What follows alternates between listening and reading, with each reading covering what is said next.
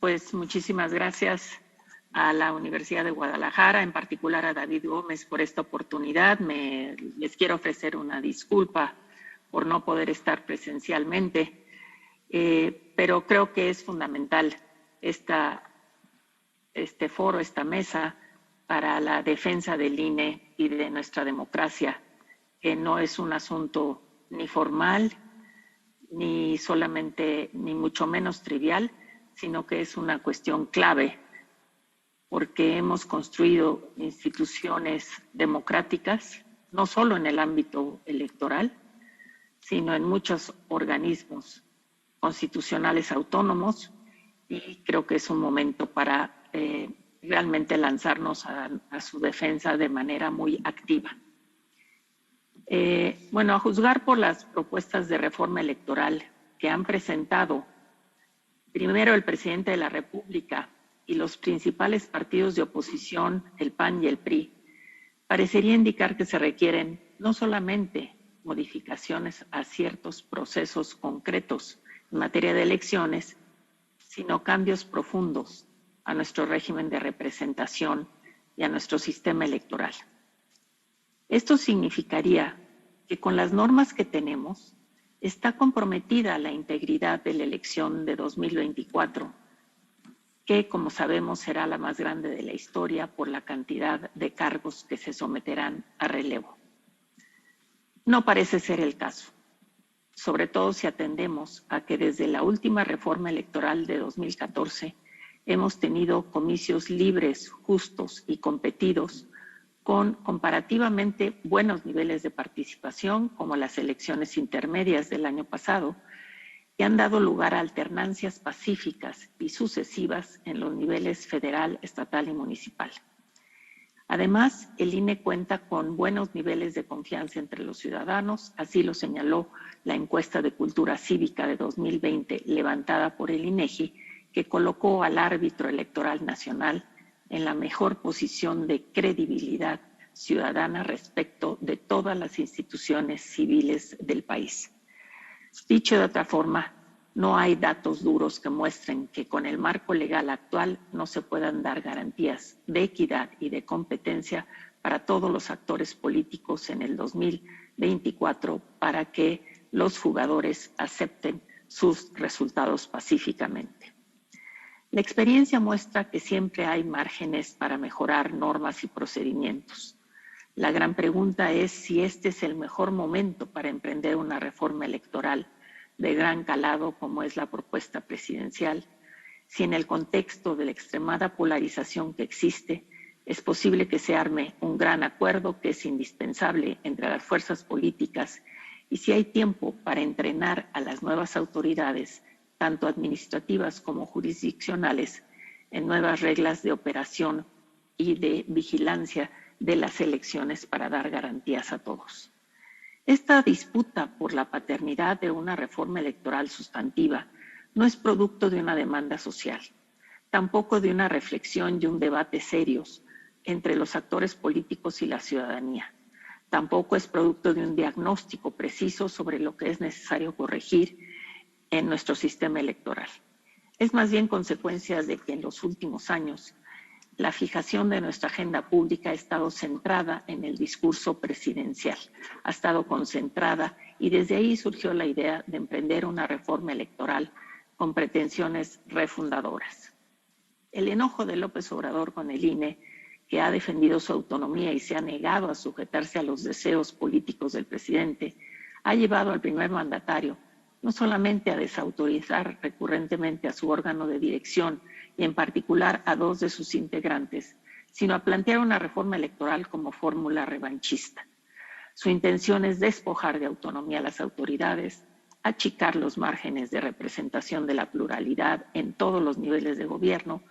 compactar y centralizar la estructura organizativa de las elecciones, todo ello con el propósito de controlar el desarrollo de los comicios desde el poder. Su propuesta no sigue una ruta progresiva con horizonte democrático, sino que tiene una pretensión de capturar desde el gobierno federal la organización de las elecciones en todo el país. No obstante, las propuestas de reforma parecen todas hacerse eco de una demanda social difusa de abaratar el costo de nuestras elecciones y reducir el financiamiento público de los partidos, como si esta fuera la clave para dotar a las elecciones de mayor legitimidad. El discurso de austeridad por la austeridad misma, sin una evaluación puntual sobre los alcances y consecuencias de esta, ha permeado a todos los partidos, pero se trata de un planteamiento realmente simplista, pero que resulta muy tentador para la opinión pública, en buena medida por el desprestigio de los partidos políticos. Para responder a la pregunta de si es necesaria una reforma electoral, voy a dar una revisión muy panorámica de 3 asuntos que considero importantes y que han estado presentes en nuestras reformas electorales de los últimos 30 años. Voy a explorar 3 grandes asuntos que son nuestro modelo de representación política, la nacionalización incompleta de la estructura de la organización de las elecciones y los mecanismos diversos que existen para evitar la injerencia de los poderes públicos en los comicios, que ha sido uno de los grandes asuntos que ha gravitado alrededor de nuestras reformas. Desde hace 45 años nuestro país ha atravesado por una serie de reformas electorales que quisieron democratizar la plataforma básica de nuestra vida política, que es la elección de gobernantes y representantes. Paso al primer punto, nuestro régimen mixto de representación. Lo primero que se propuso esta serie de reformas electorales fue que nuestro sistema de representación se abriera a la pluralidad de corrientes de opinión que ya no tenían cabida en el marco del partido hegemónico. La representación mixta con dominante mayoritario fue la fórmula elegida que ha persistido hasta nuestros días con algunos ajustes como la cláusula de gobernabilidad con diferentes modalidades. Aunque dicha fórmula se estableció para combinar lo mejor de ambos métodos, el de mayoría y el de representación proporcional, y lograr una representación más justa, hoy sabemos que las coaliciones electorales pueden rebasar el nivel de sobrerepresentación del 8% establecido en la Constitución, dejando subrepresentados a otros partidos políticos, y esto se debe a una insuficiente regulación. Si algo debiera reformarse en este rubro, tendría que mantener el horizonte de la justa representación y no el predominio de una fuerza política mayoritaria en detrimento de las minorías. La propuesta presidencial de eliminar los escaños plurinominales para dejar solo 300 asientos en la Cámara de Diputados y 96 en el Senado, modificando el mecanismo de escrutinio para que todos los legisladores provengan de listas plurinominales en cada entidad, a primera vista parecería favorecer una mayor proporcionalidad. Sin embargo, no es así, porque en los estados donde hay menos de 10 diputaciones, que son la gran mayoría de estos, las 2/3 partes, no habría lugar para una distribución de escaños que favoreciera la variedad de partidos políticos, sino que el grueso de la representación quedaría en manos de los partidos más grandes. Además de desaparecer las diputaciones de mayoría, eliminaría la relación directa que se establece entre candidatos y ciudadanos en las campañas que ocurren en los distritos de uninominales. Para el caso del Senado sería una buena propuesta porque la representación ahí, como todos sabemos, es por entidad federativa y plantear que sea toda de representación proporcional podría ser un buen elemento. Si de lo que se trata es de reducir el número de escaños para ahorrar, considerando la mala reputación de los legisladores según la misma ENCUSI, la encuesta de cultura cívica, resulta más conveniente la propuesta del PRI de que la mitad de 300 diputaciones sean mayoría y la otra mitad de representación proporcional con circunscripciones semejantes a las actuales para dar lugar efectivamente a la mejor proporcionalidad. En todo caso, tanto el PRI como el PAN entienden que es necesario eliminar la cláusula de sobrerepresentación, que ha sido un tema recurrente de los expertos en los últimos años. La nacionalización de nuestra estructura electoral. La democratización de las organizaciones de las elecciones se diseñó en clave federalista, con autoridades administrativas y jurisdiccionales federales y locales. No obstante, en 2014 la reforma se propuso originalmente nacionalizar la estructura electoral, eliminando los institutos electorales y los tribunales para evitar la intromisión de los gobiernos locales en la organización de las elecciones estatales y municipales también. Al final se optó por un esquema híbrido con una autoridad nacional y autoridades estatales nombradas desde el centro, pero con presupuesto definido localmente. Hoy todos los partidos parecen estar de acuerdo en eliminar a las OPLES y a los tribunales electorales para concentrar toda la organización de las elecciones. Pero hay que recordar que esto implicaría ampliar las funciones de la estructura centralizada, una vez más con fines de ahorro, pero sin resultado de una evaluación puntual de su funcionamiento. Las ventajas que tiene el modelo nacional de organizaciones con una misma legislación para todos los estados, como quiere la propuesta del presidente López Obrador, ayuda a uniformar y a simplificar procesos, pero por supuesto que implicaría la elaboración de nuevos lineamientos de operación, ensayarlos y aplicarlos con eficacia cuando estamos a un escaso año de que inicie el proceso electoral de 2024. El problema de la propuesta presidencial es que al pretender ahorrar se pretende desmantelar el servicio profesional electoral para dar lugar a contratos temporales del personal del INE, ignorando que la profesionalización de la autoridad electoral es uno de los pilares clave de la solvencia organizativa del árbitro electoral. El INE es una institución con un probado servicio profesional que permite que sean el conocimiento y las habilidades técnicas de su personal lo que determine su permanencia y ascenso, y no las lealtades al superior jerárquico o peor aún, a un partido político. El nombramiento de los integrantes de los órganos directivos del INE y del tribunal se ha basado, en el caso de los consejeros electorales, sabemos por el voto de la mayoría calificada de la Cámara de Diputados, con un procedimiento de un comité técnico de evaluación que ha aprobado su eficacia. La propuesta del presidente López Obrador de que los nombramientos surjan del voto popular a partir de una lista de candidatos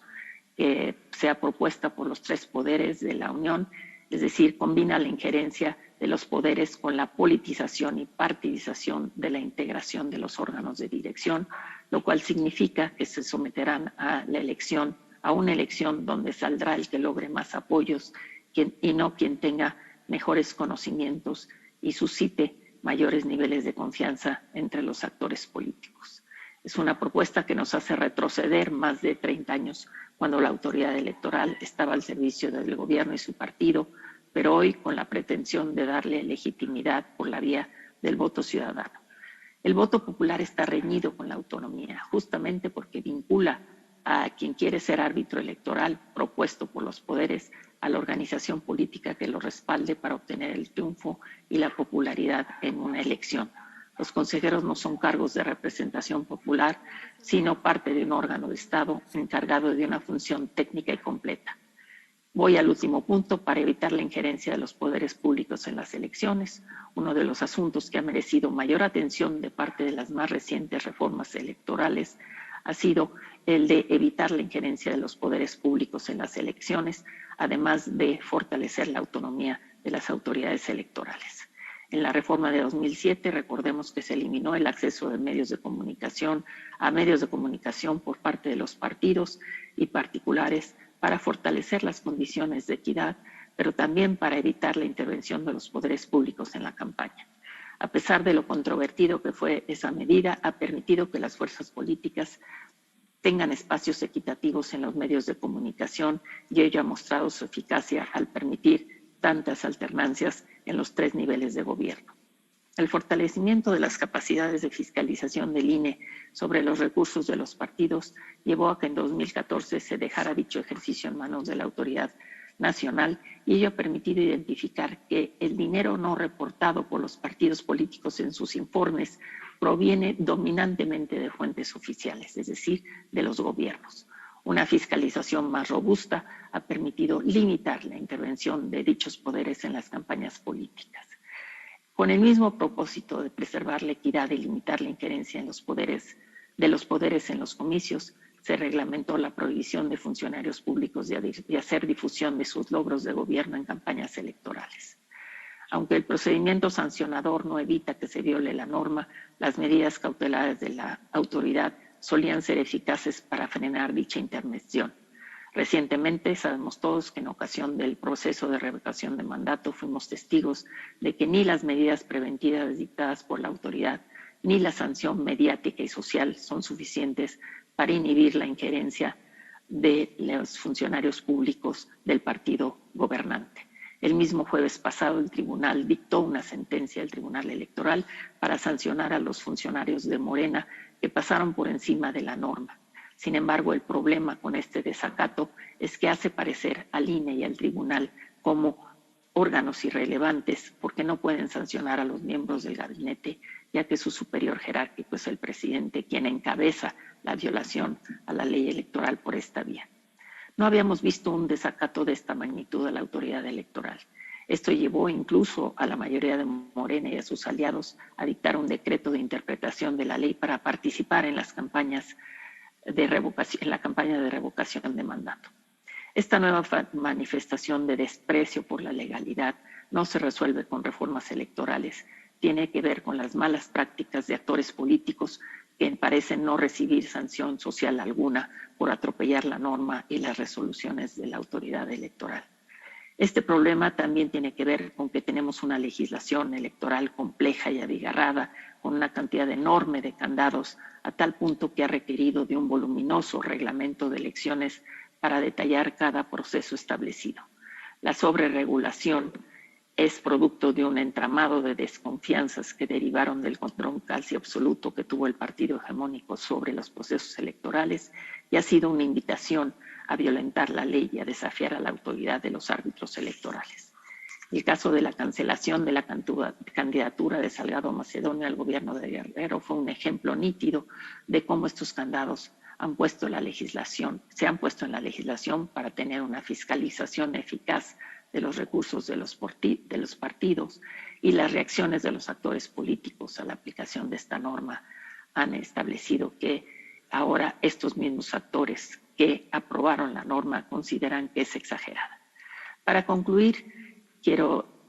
simplemente decir que nuestra democracia representativa, por supuesto que es perfectible, pero si consideramos que con el modelo del sistema electoral que tenemos se ha probado que tenemos comicios que cubren los estándares democráticos internacionales, no necesitamos una reforma electoral masiva y refundadora, y menos en la coyuntura actual de extrema polarización y ausencia de puentes de entendimiento entre las fuerzas políticas. Es más, la propuesta misma de parte del gobierno del presidente López Obrador es una provocación y una trampa en la que creo que han caído los principales partidos de oposición.